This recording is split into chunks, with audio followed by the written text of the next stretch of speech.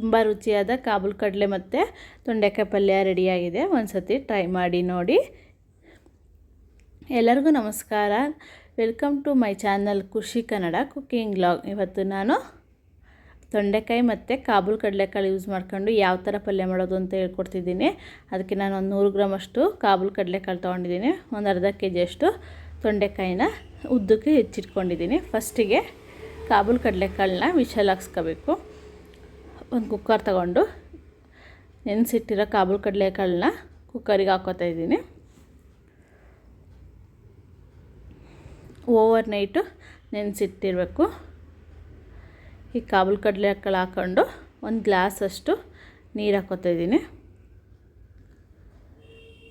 ಈಗ lid close ಮಾಡಿ 2 whistle ಕೂಗಿಸ್ಕೊಳ್ಳೋಣ.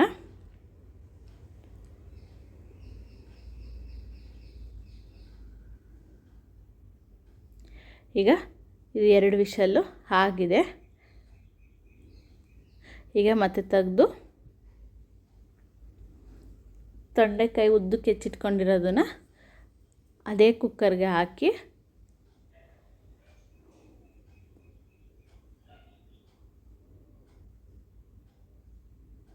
ತೊಂಡೆಕಾಯಿನ ಅದೇ ಕಾಬೂಲ್ ಜೊತೆ ಮತ್ತೆ ಹಾಕಿ ಇನ್ನೊಂದು ವಿಷಲ್ನ ಕೂಗಿಸ್ಕೊಳ್ಳೋಣ ತೊಂಡೆಕಾಯಿ ಬೇಯಲಿಕ್ಕೆ.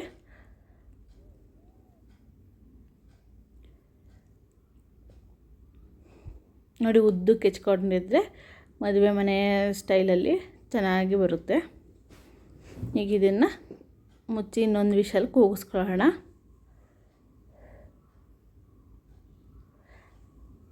ಇದು ವಿಷಲ್ ಆಗೋ ಅಷ್ಟೊತ್ತಿಗೆ ಮಸಾಲೆ ರುಬ್ಕೊಳ್ಳೋಣ. ಮಸಾಲೆಗೆ ಫಸ್ಟು ಒಂದು ಜಾರ್ ಇಟ್ಕೊಂಡಿದ್ದೀನಿ. ಈಗ 1 ಹಿಡಿಯಷ್ಟು ಕಾಯಿ ತುರಿ ತಗೊಂಡಿದ್ದೀನಿ.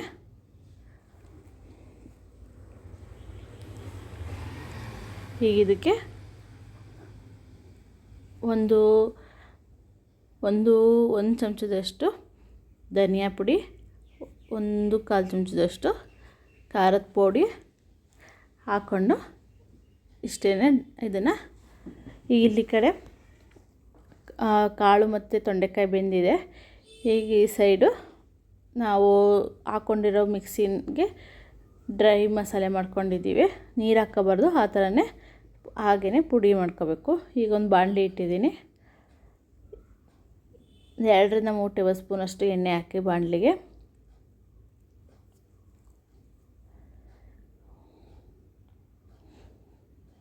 ಈಗ ಎಣ್ಣೆ ಕಾದ್ಮೇಲೆ ಸಾಸಿವೆ, ಜೀರಿಗೆ, ನೆಕ್ಸ್ಟು ಈರುಳ್ಳಿ ಹಾಕೊಳ್ಳೋಣ. 2 ಈರುಳ್ಳಿ ಹೆಚ್ಚಿಟ್ಕೊಂಡಿದ್ದೀನಿ ಸಣ್ಣದಾಗಿ, ಅದನ್ನು ಹಾಕೋತಾ ಇದ್ದೀನಿ. ನೆಕ್ಸ್ಟು ಈರುಳ್ಳಿನ ಒಂದು 5 ನಿಮಿಷ ಚೆನ್ನಾಗಿ ಎಣ್ಣೆಯಲ್ಲಿ ಫ್ರೈ ಮಾಡ್ಕೊಳ್ಳಿ.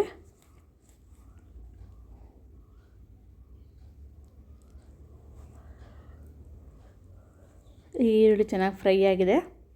ಈಗ ಟೊಮೊಟೊ ಹಣ್ಣು 2 ಹೆಚ್ಚಿಟ್ಕೊಂಡಿದ್ದೀನಿ, ಅದನ್ನು ಹಾಕೋತಾ ಇದ್ದೀನಿ.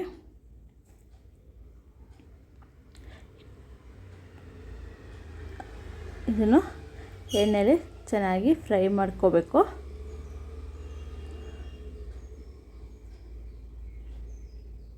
ಈಗ ಇದಕ್ಕೆ ಸ್ವಲ್ಪ ಒಂದು ಚಿಟಿಕೆ ಅರಿಶಿನ, ರುಚಿಗೆ ತಕ್ಕಷ್ಟು ಉಪ್ಪನ್ನು ಹಾಕೊಳ್ಳೋಣ. ನಾನು ಉಪ್ಪನ್ನ ಈಗಲೇ ಆ್ಯಡ್ ಮಾಡೋದು, ಯಾಕೆಂದರೆ ತರಕಾರಿಗೂ ಉಪ್ಪು ಹಾಕಿರಲ್ಲ. ಈಗ ಇದ್ರ ಹಾಕಿದ್ರೆ ಒಟ್ಟಿಗೆ 2 ಚೆನ್ನಾಗಿ ಉಪ್ಪು ಹಿಡಿಯುತ್ತೆ. ಈಗ ವಿಷಲ್ ತೆಗೆದು ತರಕಾರಿನ ಹಾಕೊಳ್ಳೋಣ. ನೋಡಿ, ತೊಂಡೆಕಾಯಿ ಬೆಂದಿದೆ, ಕಾಬೂಲ್ ಕಡಲೆನೂ ಬೆಂದಿದೆ.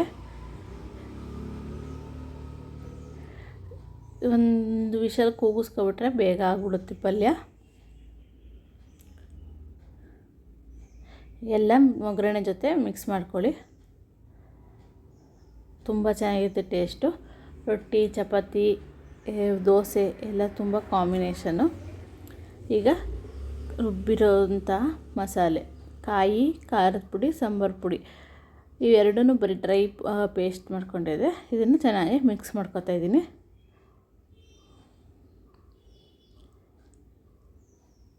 ಚೆನ್ನಾಗಿ ಮಿಕ್ಸ್ ಆದಮೇಲೆ ಕೊತ್ತಂಬರಿ ಸೊಪ್ಪು ಆ್ಯಡ್ ಮಾಡ್ಕೊಂಡ್ರೆ ಒಂದು 5-10 ನಿಮಿಷ ಕುದಿಸಿದ್ರೆ ಸಾಕು. ತೊಂಡೆಕಾಯಿ ಮತ್ತು ಕಾಬೂಲ್ ಕಡಲೆ ಪಲ್ಯ ರೆಡಿಯಾಗುತ್ತೆ. ನಿಮಗೆ ನೀರು ಬೇಕು ಅಂದರೆ ಆ್ಯಡ್ ಮಾಡ್ಕೊಳ್ಳಿ. ನಾನೊಂದು ಸ್ವಲ್ಪ ನೀರು ಬೇಕು ಅನಿಸ್ತು, ಅದಕ್ಕೆ ಆ್ಯಡ್ ಮಾಡ್ಕೊಂಡಿದ್ದೀನಿ. ಈಗ 1 ಸ್ಪೂನ್ ಗರಂ ಮಸಾಲ ಪುಡಿ ಹಾಕ್ಕೋತಾ ಇದ್ದೀನಿ.